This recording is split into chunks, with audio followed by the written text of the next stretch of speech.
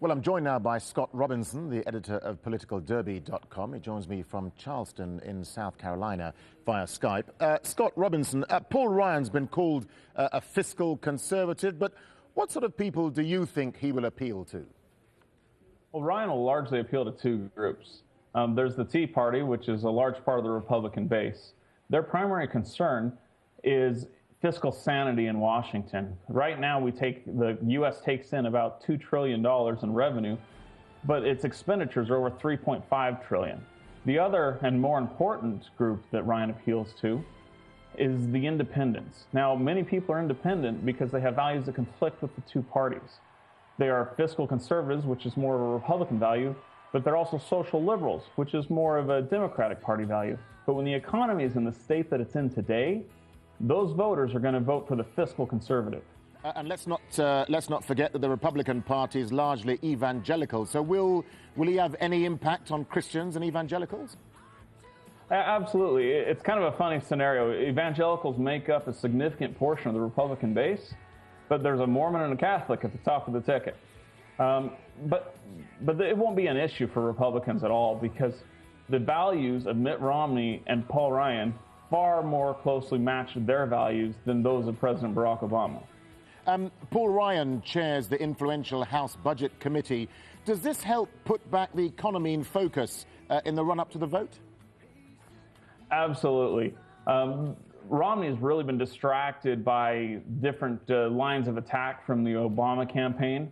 But bringing Ryan in really has solidified Romney's focus on the economy as the #1 issue, which is where his strength is and where President Obama's strength is not, since unemployment has been over 8% for his entire presidency.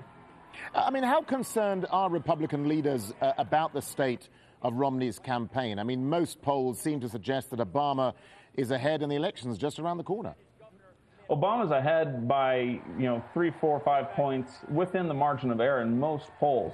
That's not surprising, as incumbents usually have an inherent advantage. Now, with the selection of the vice president, we'll see a bump in the polls for Romney, 4 or 5%, which will bring him even, if not ahead, in some polls.